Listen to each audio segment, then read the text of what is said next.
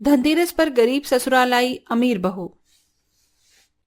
राधिका बेटा, बहुत जल्द दिवाली आने वाली है और तू तो जानती है कि अब तेरा भाई हमारे साथ नहीं रहता। वो शहर कमाने क्या गया, वो तो शहर का ही हो गया। इस बार भी शादी के बाद बहू को लेकर नहीं आया यहाँ, इसीलिए इस साल हम गरीब माँ बेटी को ही कुछ करना होगा। माँ, मैं काम पर तो जा रही हूँ, पर क्या करूँ, मेरी सैलरी इतनी कम है कि उससे घर की भी व्यवस्था नहीं चलेगी। मैं खुद भी तुम्हारी तरह परेशान हूँ। इस धनतेरस पर हम क्या लेंगे और कैसे दिवाली मनाएंगे? यही सोच सोच कर मेरा भी सर फटा जा रहा है। बेटी, तेरी इस महीने की सैलरी भी खत्म हो गई। अब तो सीधा अगले महीने आएगी तारीख, 10-15 दिन के बाद धनतेरस के। माँ, मैं सोच में ही पड़ रही थी कि इस बार हम धनतेरस पर कुछ न ली। वैसे भी घर में तुम और मैं ही तो हैं, हम दिवाली मनाकर क्या ही करेंगे। आशा और उसका परिवार बहुत गरीब था। आशा ने अकेले अपने दोनों बच्चों की परवरिश करी थी। पर आशा का बेटा अर्जुन बड़ा होकर शहर कमाने के लिए गया और शहर में ही एक अमीर लड़की से शादी करके अपना घर बसा लिया और फिर कभी अपनी माँ और बहन को आकर नहीं देखा, जिस वजह से पिछले 3 महीनों से राधिका ही एक छोटी सी कंपनी में काम करके अपना और अपनी माँ का गुजारा कर रही थी। ऐसे ही एक दिन। अरे आशा बहन, क्या बात है, जब से तुम्हारा बेटा शहर गया है तब से तुमने सिलाई ही छोड़ दी। अरे नहीं, आने वाले समय अब तुम्हारे बेटे बहुत जल्दी, इसीलिए मेरी मानो तो फिर से सिलाई का काम शुरू कर दो। आखिर राधिका बेटी अकेली क्या क्या करेगी। तुम शायद सही कह रही हो पुष्पा बहन। अगर राधिका बेटी के ऊपर बहुत सारी जिम्मेदारी आ गई हैं, अब तो मुझ बुढ़िया को ही अकेले अपनी बेटी की शादी करनी पड़ेगी।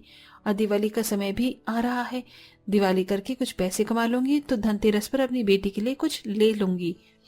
इसीलिए तो मैं कह रही हूँ आशा बहन, जब तक दिवाली और धनतेरस नहीं आ जाती तब तक सिलाई कर ले।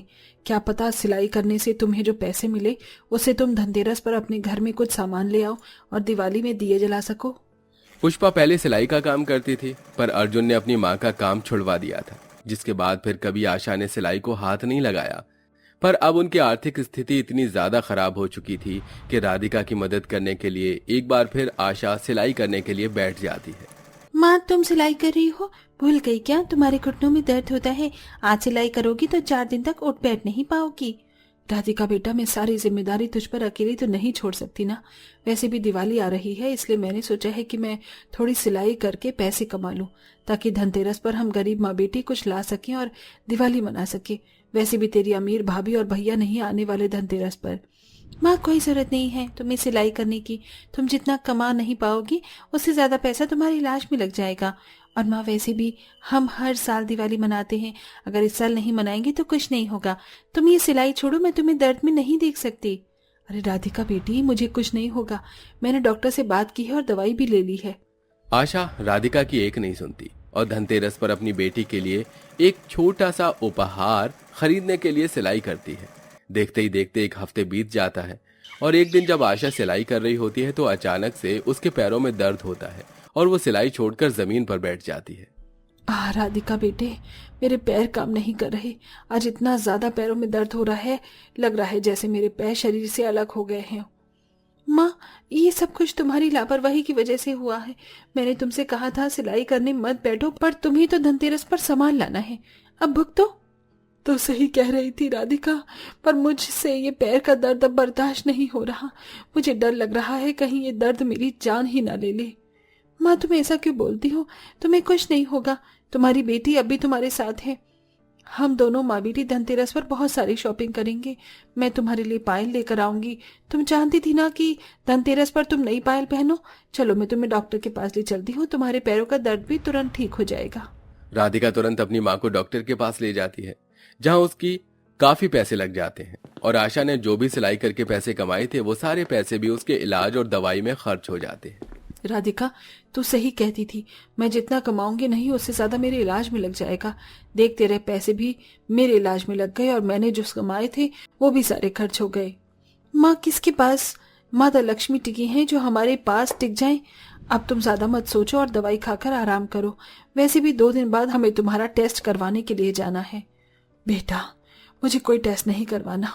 मैं जानती हूँ कि ये टेस्ट बहुत महंगा है, तो इतने पैसे कहाँ से लाएगी? माँ, तुम पैसों की चिंता मत करो, मेरे पास हैं कुछ पैसे। अपनी माँ से झूठ बोलकर राधिका बाहर आती है और बहुत रोती है। कुछ देर बाद उसे अपने भाई की याद आती है और वो अपने भाई को फोन करती है, पर उसका भाई उसका फोन नहीं उठाता और वो रोती हुई घर में चली जाती है। इसी तरह 2 दिन बीत जाते हैं और पैसे न होने की वजह से राधिका आशा के टेस्ट नहीं करवा पाती और देखते ही देखते बहुत जल्द धनतेरस का दिन आ जाता है। राधिका बेटा, आज धनतेरस का दिन है।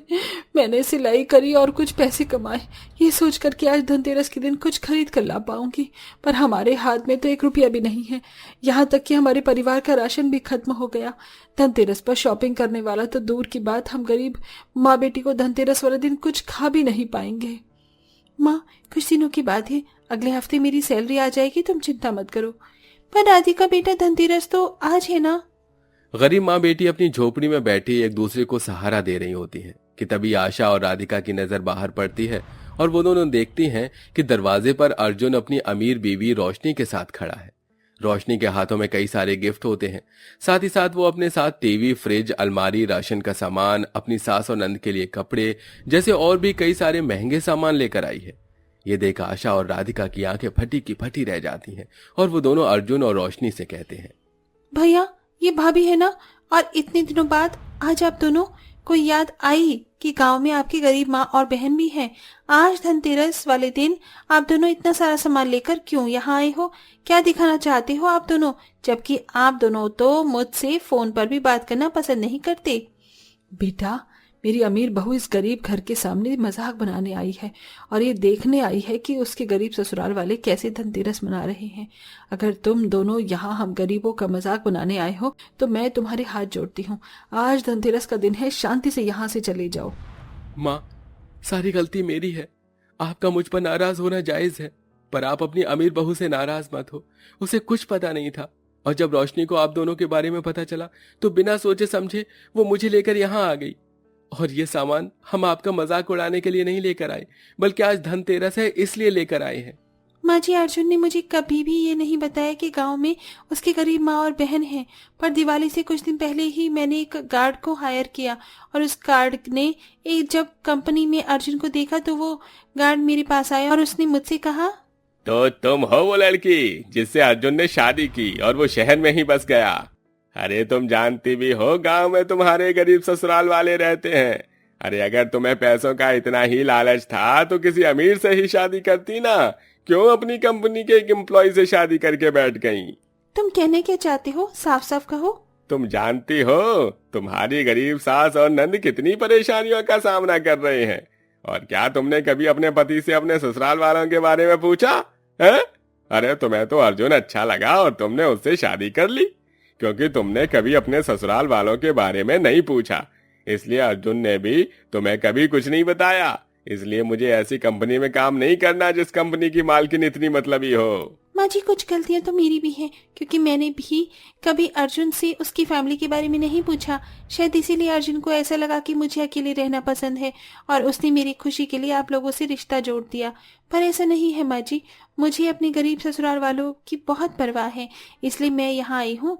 अब हम सब एक साथ मिलकर धनतेरस और दिवाली मनाएंगे। माँ, मुझे और रोशनी को माफ कर दो। हम दोनों ने जाने अनजाने में आप लोगों से दूरी बनाकर बहुत बड़ी गलती की। हे भगवान, तेरा शुक्र है आज धनतेरस के दिन तूने मुझे सबसे बड़ा उपहार दिया है। मुझे मेरी अमीर बहू और बेटे लौटा दिए हैं। इस तरह अमीर बहू धनतेरस वाले दिन अपने गरीब ससुराल में आती है और उसी दिन वो अपने ससुराल वालों के साथ फिर से धनतेरस की शॉपिंग करती है और इस दिवाली को खूब इंजॉय भी करती है और दिवाली के बाद अपनी सास का बहुत अच्छे से इलाज करवाती है। वैसे दोस्तों, क्या आपको पता है कि धनतेरस पर किस तरह की चीजें खरीदना शुभ माना जाता है? कमेंट में जरूर बताइएगा।